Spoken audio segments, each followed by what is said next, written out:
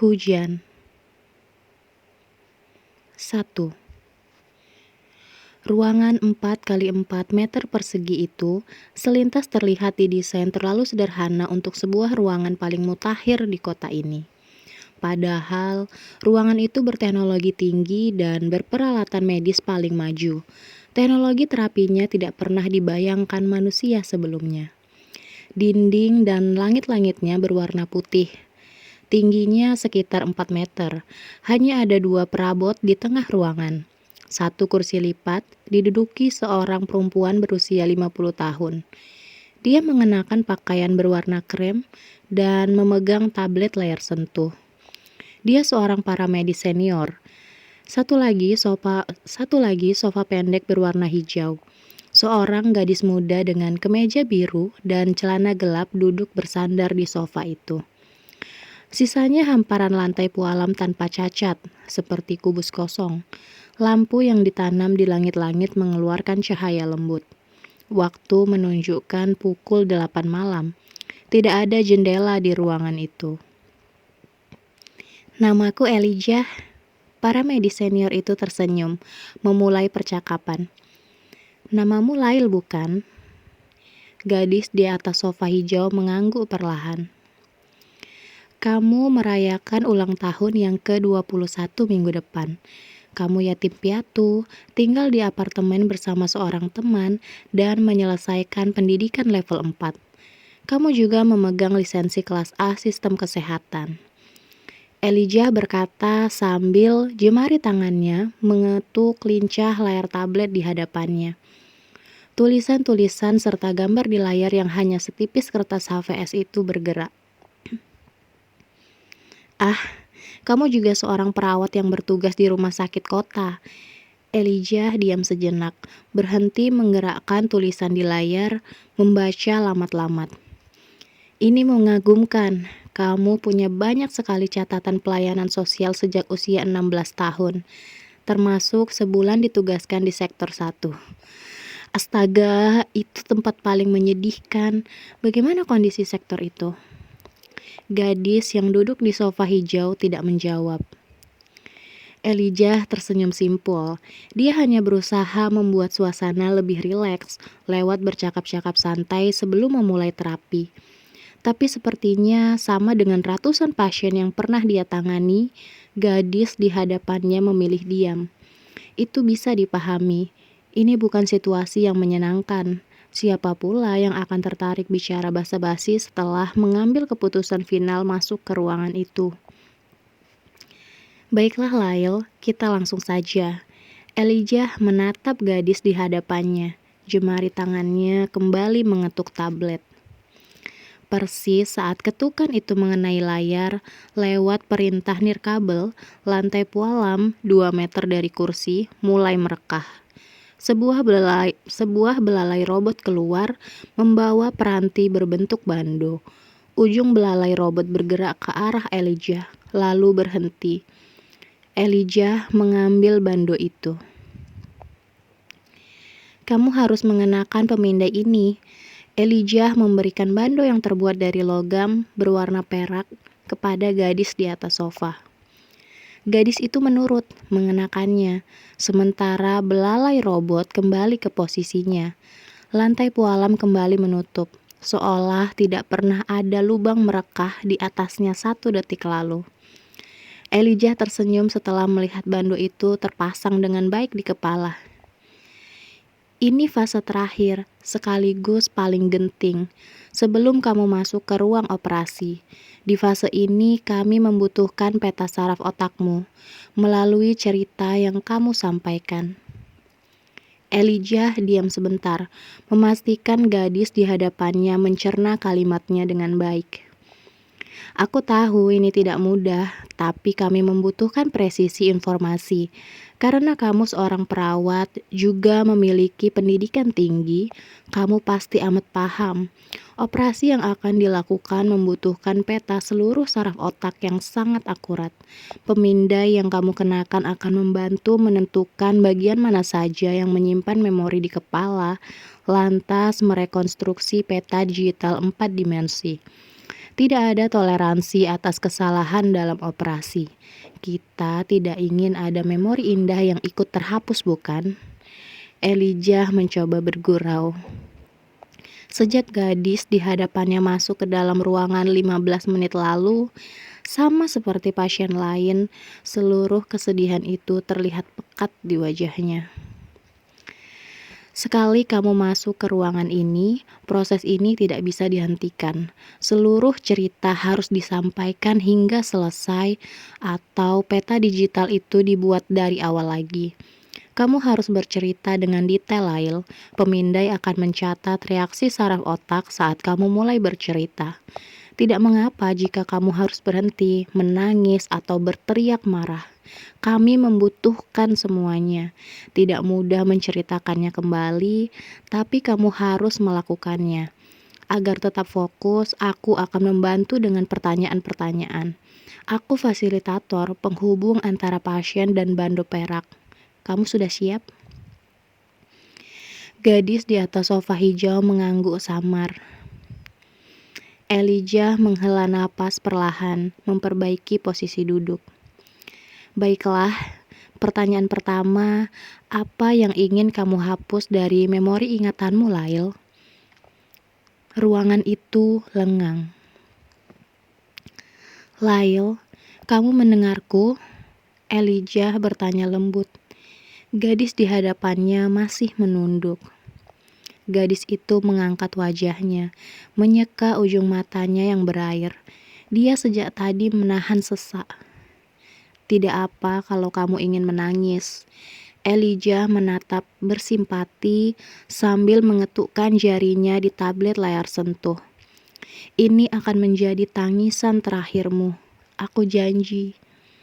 Persis ketukan jarinya diangkat, lantai di sebelah kursi kembali merekah.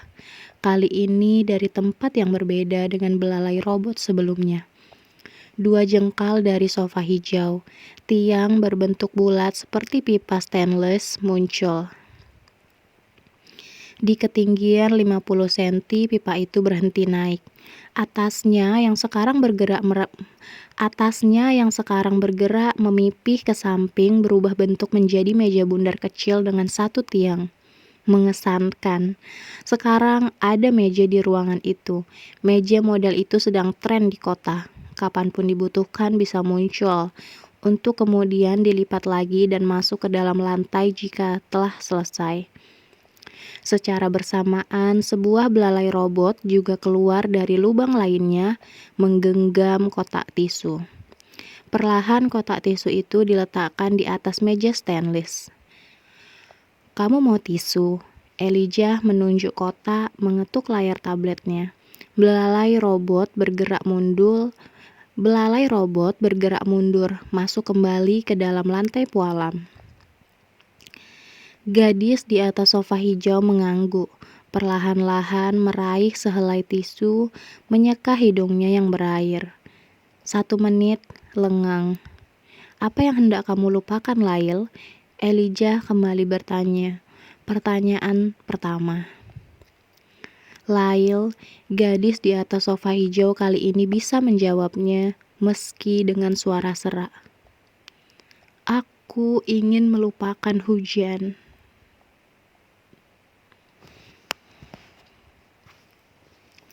Dua.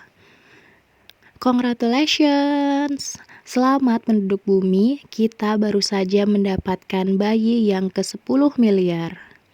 Tulisan itu ada di mana-mana pagi ini, di layar-layar super tipis stasiun kereta bawah tanah, di papan iklan gedung-gedung, di dinding bus kota, bahkan di lampu lalu lintas perempatan jalan. Huruf-hurufnya bergerak, diikuti gambar kembang api meletus, simbol perayaan. 1-2 pejalan kaki mendongak, memperhatikan. Kamu jangan sampai tertinggal, Lail, seorang wanita berusia 35 tahun berseru. Dia sedang berjalan cepat melewati trotoar. Sementara gerimis jatuh dari langit, butir airnya lembut menerpa wajah. Anak perempuan yang berjalan di belakangnya mengangguk, buru-buru mengejar ibunya. Tadi dia mendongak, bukan memperhatikan tulisan-tulisan itu, tetapi asyik menata butir air gerimis. Usianya 13 tahun, dengan rambut panjang tergerai. Dia mengenakan seragam sekolah baru, sepatu baru, juga tas baru. Kita sudah terlambat. Aduh, kenapa kota ini tiba-tiba jadi ramai sekali? Ibunya mengeluh, berusaha menerobos kepadatan perempatan. Pukul 7.30, jalanan kota memang ramai oleh para pekerja yang berangkat. Pegawai kantor pemerintah, pemilik toko, semua memulai aktivitas. Puluhan pejalan kaki menunggu lampu merah berganti hijau, lantas serempak menyeberang. Ini hari pertama Lail masuk sekolah setelah libur panjang. Itu juga yang menyebabkan jalanan kota terlihat padat. Anak sekolah. Lail berangkat bersama ibunya. Kantor ibunya satu arah. Setelah berjalan 100 meter lagi, dengan cekatan mereka menuruni anak tangga menuju stasiun kereta bawah tanah. Bersama ribuan para komuter lainnya, mereka melangkah tidak kalah gesit. Bagaimana menurut Anda dengan kelahiran bayi penduduk bumi yang ke-10 miliar? Seorang pembawa acara bertanya. Dinding di sebelah eskalator stasiun yang disulap menjadi layar televisi berteknologi tinggi pagi ini tidak menayangkan iklan produk, melainkan siaran berita. Breaking news. Sejak tadi malam orang-orang membicarakannya. Menurut saya itu kabar buruk. Ya, dengan segala respek atas perayaan ini. Kabar buruk? Ya, kamu tahu 42 tahun lalu saat milenium baru penduduk bumi hanya 6 miliar. Sekarang tahun 2042 10 miliar. Kita hanya butuh 42 tahun saja. Itu gila. Catat dengan baik, 200 tahun lalu, bahkan penduduk bumi belum menyentuh 800 juta orang. Kita terus berkembang biak. Ya, dengan segala respek atas umat manusia, harus diakui kita terlalu cepat berkembang biak, membuat bumi sesak. Seseorang dengan pakaian rapi, dengan intonasi suara tidak peduli, menjawab pertanyaan. Dia narasumber acara Breaking News. Rapikan dasimu, Lail. Wanita berusia 35 tahun itu menoleh lagi ke anaknya. Mereka sudah tiba di peron kereta, berdiri di antara kerumunan yang mengantri di garis hijau. Lail buru-buru mengangguk. Dia tadi asyik menoleh, menatap layar-layar televisi di dinding, tiang, dan di mana-mana yang menyiarkan breaking news. Lorong kereta di kejauhan terlihat lengang. Aduh, sepertinya kereta juga terlambat pagi ini. Ibunya memeriksa lengannya. Tidak ada jam tangan konvensional, melainkan layar sentuh berukuran kecil yang menunjukkan pukul 7.46. Itu peranti model terbaru, ukurannya 2x3 cm, ditanam di lengan. Tinggal menggoyangkan lengan, layar itu menyala. Masih banyak penduduk kota yang belum terbiasa. Tapi karena bekerja di perusahaan teknologi informasi, Ibu Lail telah mengenakannya sejak 6 bulan lalu. Sangat praktis, layar itu bisa melakukan banyak hal. Ibu Lail menekan layar sentuh di pergelangan lengan. Ada telepon masuk. "Hai Bu, sudah di mana?" Suara riang seorang pria terdengar. "Masih di stasiun kereta, kami terlambat sekali." Lail bangun kesiangan, dia selalu saja membuat kacau jadwal pagi di rumah. Terdengar suara ketawa. "Tenang saja Bu, ini hari pertama sekolah, ada banyak murid terlambat. Boleh aku bicara dengan Lail?" Ibunya melepas salah satu logam berbentuk bulat dengan pengait di telinganya. Selintas seperti anting, tapi itu headset. Dia menyerahkannya kepada Lail. "Ayahmu ingin bicara." Lail mengangguk, menerima logam bulat itu, mengenakannya di telinga kanan. "Halo Princess." "Ayah!" Lail berseru riang. Bagaimana kabarmu hari ini, Princess? Tanpa dapat ditahan, Lail langsung bercerita panjang lebar. Sudah 3 bulan terakhir ayahnya yang bekerja di luar negeri tidak pulang, termasuk saat libur panjang. Dia hanya bertemu via layar atau bicara lewat telepon seperti sekarang. Ibu akan membeli minuman, Lail. Kamu tunggu di sini. Ibunya memberitahu. Lail mengangguk. Dia terus bicara dengan ayahnya. Ibu Lail beranjak ke kotak mesin minuman di dekat tiang stasiun kereta bawah tanah. Karena masih mengenakan satu headset, dia juga mendengar percakapan Lail dan suaminya. Sesekali dia ikut bicara, menyela percakapan Lail, ikut tertawa sambil mengetuk tombol kotak mesin minuman, memilih 2 gelas coklat. Dia mendekatkan layar sentuh di lengannya ke sensor digital. Terdengar suara mendesing pelan. Proses pembayaran telah selesai dilakukan. 2 gelas coklat hangat keluar dari lubang mesin. Cukup dengan layar yang ditanam di lengannya, dia tidak perlu membawa dompet kemanapun. Kamu mau, Lail? Ibunya yang telah kembali menyerahkan 1 gelas. Lail mengangguk menerimanya. Jam istirahat ayah hampir selesai. Ayah harus kembali bekerja. Yah. Lail terlihat kecewa. Ayolah Lail, ayahnya tertawa. Minggu depan ayah pulang. Kita bisa menghabiskan waktu bersama selama seminggu, mengunjungi kolam air mancur, atau taman bermain, atau Century Mall. Kamu bebas memilihnya. Keretanya datang ya, ibunya menyela percakapan memberitahu. Rangkaian kapsul kereta terlihat muncul dari lorong di ujung stasiun. Bye Bu Lail, semoga sekolahnya menyenangkan. Bye Ayah, Lail membalas tidak semangat, melepas headset di telinga kanan. Waktu mereka hanya 30 detik hingga kapsul kereta merapat di peron. Ibu Lail segera memasang kembali logam bulat ke telinganya, lalu menggoyangkan lengan. Layar itu meredup. Persis, pintu kapsul kereta terbuka, mereka berdua melangkah masuk. Ada 12 kapsul di rangkaian kereta itu. Hampir semuanya penuh para pekerja, para komuter yang berangkat. 2 penumpang laki-laki saat melihat Lail dan ibunya masuk, berdiri, memberikan tempat duduk. Terima kasih, Lail dan ibunya segera duduk. Dengan layar sentuh di lengan ibunya, mereka tidak perlu membeli tiket di depan. Sistem nirkabel akan mendeteksi secara otomatis penumpang, dan pembayaran dilakukan secara otomatis pula, auto debit. Congratulations, selamat penduduk bumi, kita baru saja mendapatkan bayi yang ke-10 miliar. Layar tipis di atas tempat duduk yang biasanya menunjukkan informasi nama stasiun berikutnya juga dipenuhi tulisan tersebut. Huruf-hurufnya bergerak bergantian dengan animasi kembang api. Layar televisi di dinding kapsul juga menyiarkan berita yang sama. Kabar buruk, tapi sepertinya itu sedikit berlebihan. Pembawa acara tidak sependapat. Apanya yang berlebihan? 10 tahun terakhir kita sudah mengalami krisis air bersih.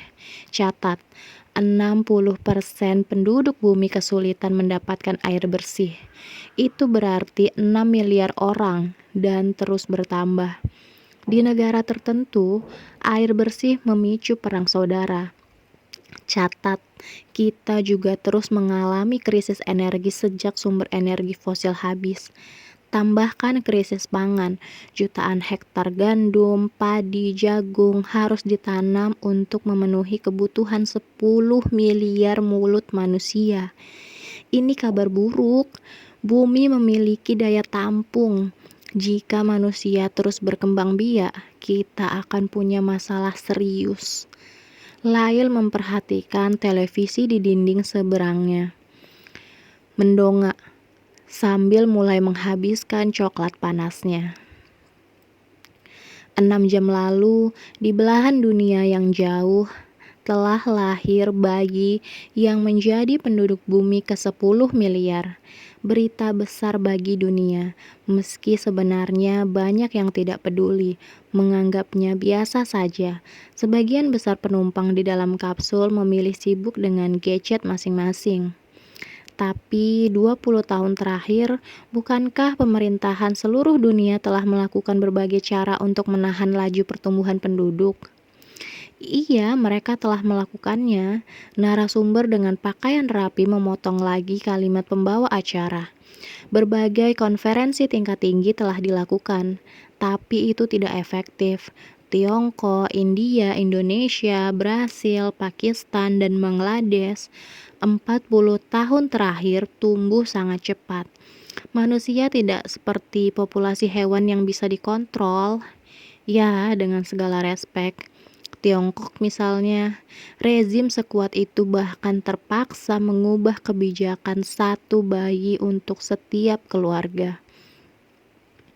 Lantas, apa solusinya jika itu kabar buruk? Kali ini pembawa acara memotong. Narasumber tertawa. Kamu tidak akan suka mendengarnya. Juga pemirsa di rumah. Pendapat saya selalu dibenci banyak orang. Pembawa acara ikut tertawa. Saya tahu itu, tapi ini pagi yang spesial. Kabar bahagia bagi seluruh dunia. Pemirsa mungkin akan memaafkan 1-2 kalimat sarkastis dari Anda, Profesor. Apa solusinya?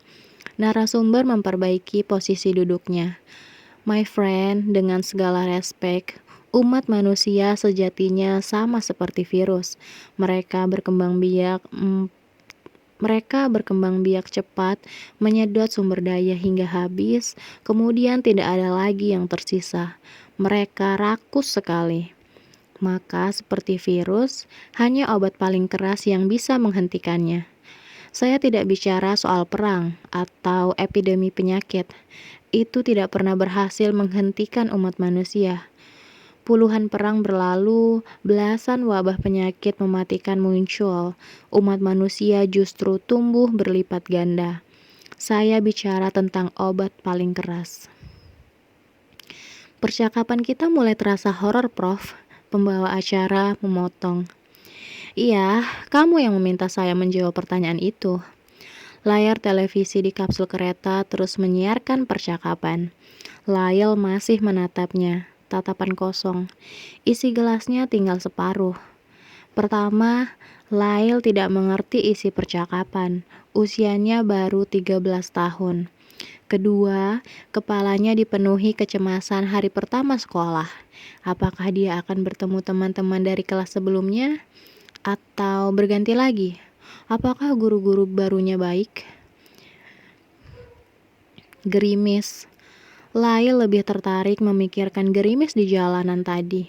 Jika diperbolehkan, dia ingin bermain di sana saja sepanjang pagi ini, sambil berlari merentangkan kedua tangan di perempatan jalan, mendongak, membiarkan wajah dan rambutnya basah oleh butir air lembut. Lyle selalu suka bermain hujan, tapi ibunya pasti tidak sependapat. Sekolah lebih penting. Di kursi sebelah, ibunya sedang sibuk menelpon rekan kerjanya, bilang dia akan terlambat di kantor, harus mengantar putrinya sekolah lebih dahulu. Lantas, apa maksud Anda dengan obat paling keras itu? Bencana alam. Tepat.